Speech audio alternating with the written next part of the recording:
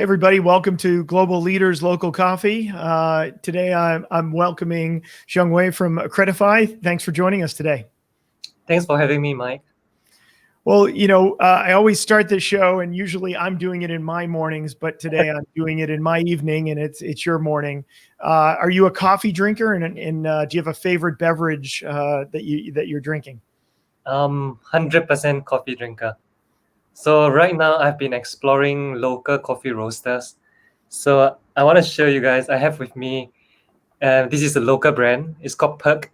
Very interesting one. They roast their coffee in Singapore with ethically sourced beans from Brazil and around the world. Yeah. That's great. That's great. I'm usually a coffee drinker at this late at night. I'm not drinking coffee. My wife actually just got me a matcha tea set for my birthday, which was a few weeks ago. And so I've got my coffee mug and I've got matcha tea in it. So that I made myself and stirred myself with my little bamboo whisk. So give me a little feeling of being back in parts of Asia. So, well, why don't you start by telling the audience a little bit about the business, tell them kind of what Accredify does, what makes you guys unique. I'm sure they're very interested. I think fundamentally Accredify takes data to create verifiable documents that are tamper-proof and traceable back to the source. We work in the education and the healthcare sectors to really change the way academic credentials and healthcare records are shared.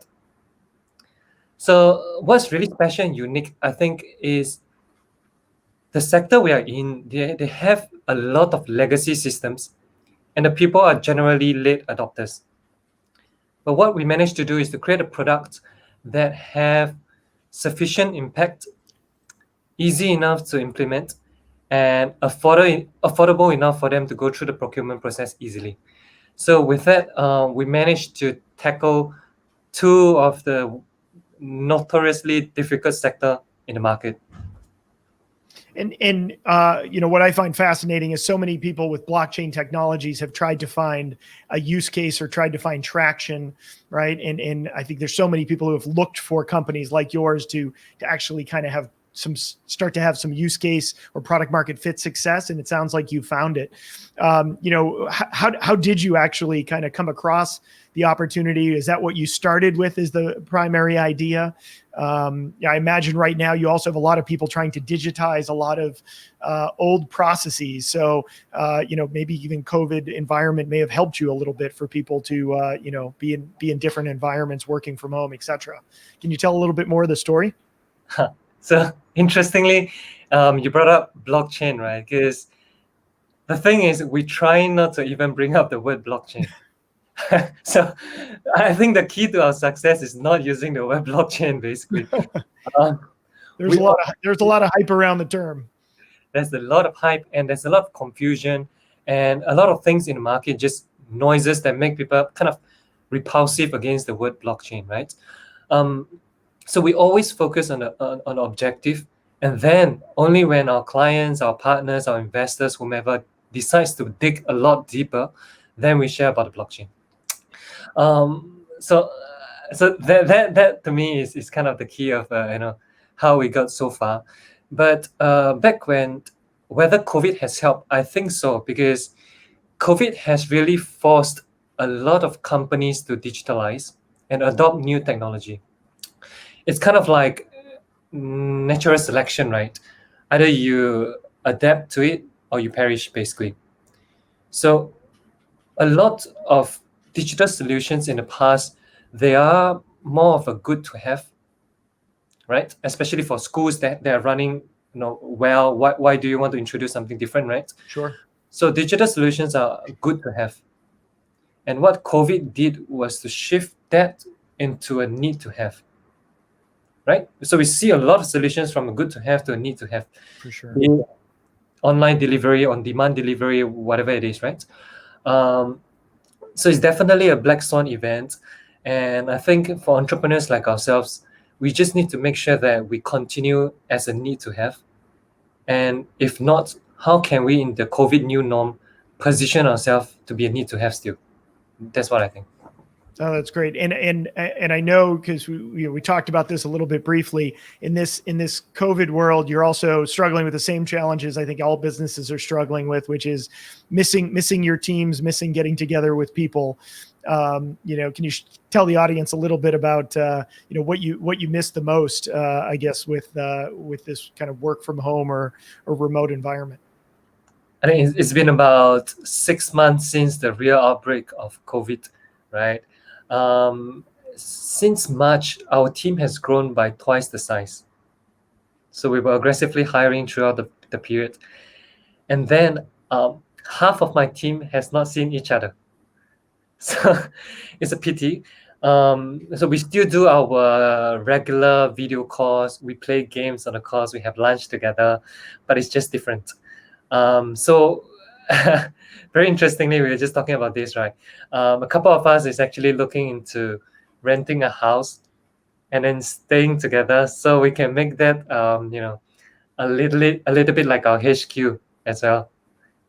That's great. And I was sharing, I don't know if it's going to be the best idea or the worst idea, but we're doing it at Flywire too, where we have about 12 or so people all getting COVID tested and going to spend some time together in one location. So we're going to see how that all goes. And hopefully it's, could be the future of work, the way things are going. So it's definitely an interesting experiment.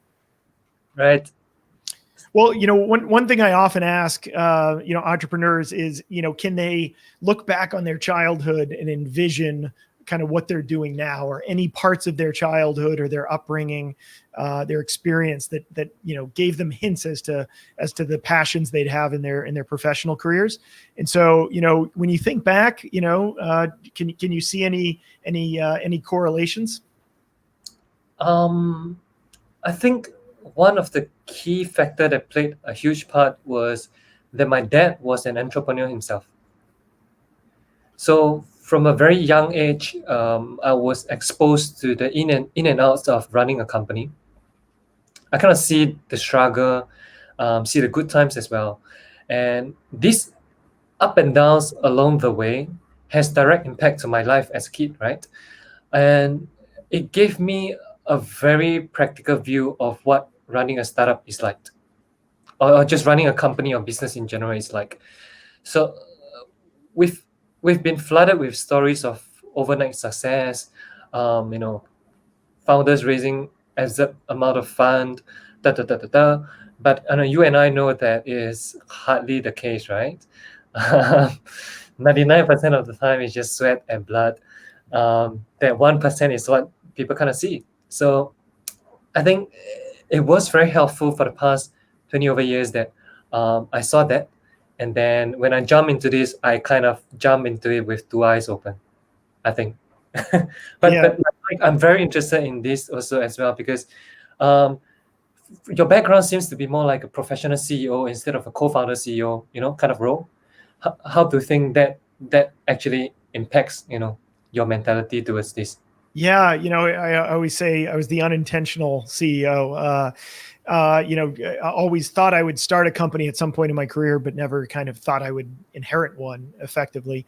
And for me, I actually had a somewhat similar experience. So, I saw, my dad have a professional career, and I saw, demands of him, as his career grew, and, he managed very large groups of people. And I saw the sacrifices, that he made for family, and also just the amount of hard work that was put in. And I think that's something in which, that stuck with me for a long time. I mean, even if you look at our values here at Flywire, I mean, we focus a lot on things like execution.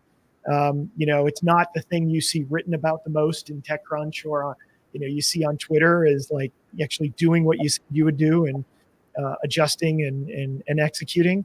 And that's something really, really important. I think it's actually a rare skill, right? It's actually, people forget 90+% of tech companies fail, right?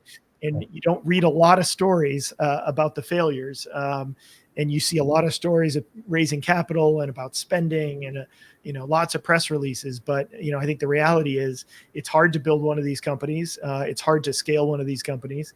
And, it's a big combination of, you said, blood, sweat, lot of tears maybe in there too. But it doesn't get written about enough. I think people want to think it's more of a lottery ticket. Right. And we're on a 10-year overnight success here, so plenty more years to go, I'm sure. Right, that's a good way to put it. Well, great. So, do you have a passion you can share with the audience, in the personal life, or is anything keeping you maybe sane, or, giving, where would we find you if you had some spare time? To be honest, drinking coffee is one of my biggest passions. So on a daily basis, I have at least 2 coffees, and on a weekend, maybe even more, right? But other than that, I'm pretty huge on youth empowerment and youth leadership as well. So pre-COVID, especially, we always, me and my co-founders, all of us, we always go back to the schools that we graduated from, to share our experience, and then show the students that there's an alternate path somewhere, right? We are always geared towards the traditional routes of having a good curriculum, finish my education, and go into a good, safe, job per se. But we are there to show people that it is possible, right? Take an alternative path, pursue your passion, and something great will come out of it. So other than these talks, I'm also starting a youth council in Singapore. I've got a couple of friends which focus on the tech industry. So how can we bring more youth into the tech industry, basically? No, that's great. What a great cause. And yeah, I think it's so important. I mean, I remember growing up, and I was growing up more in the 90s, and I happened to be very into computers, but even at the time, I still didn't have, I was never, engineer, that level of technical knowledge. And at the same time, I never even thought tech as a career until really late in the 90s, when there was the .com kind of explosion in the United States. I always thought it had to be, go become a banker, go become insurance, go, into a family business, go into a kind of traditional business career. It's so important, I think, for people to realize there's so much potential, right? And especially now, right, with the opportunities we have with just cloud and technology, your ability to build a company can literally be done on platforms and global platforms. It's pretty an amazing time. Exactly right. Because for myself, I'm a chartered accountant by training. So Oh, wow. I thought I would go. I did thought, but I never really kind of thought that I would become a tech entrepreneur. So I had it firsthand, right? When I started my career in the banking space, I decided to take a break, and I spent 6 months just cooped up at home to learn computer science and computer programming. So I started with mobile app development, and everything was self-taught within 6 months, and I could deploy stuff very easily within that 6 months. So I mean, compared to 10, 20 years ago, I think we're at a stage where the barrier to entry for a young entrepreneur is negligible. No excuse.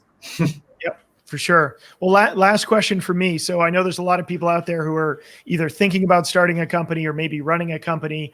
Any kind of advice you would give them, or any words of wisdom before we end? Sure. I think set your goals and be confident that all the crossroads that you face along the way will lead you to the same destination, right? So don't give up. You owe it to yourself, your team, and those that believe in you to keep going. Pivot if you have to, but remember why you started. Remember the goal, and kind of stay true to your dreams. Couldn't end on anything better than that. Zheng Wei, thanks so much for joining me and sharing a bit of your story. And for anyone in the audience, feel free to ask questions. We'll respond to them after the show. Yep. Thanks, everybody. Good evening. Thanks.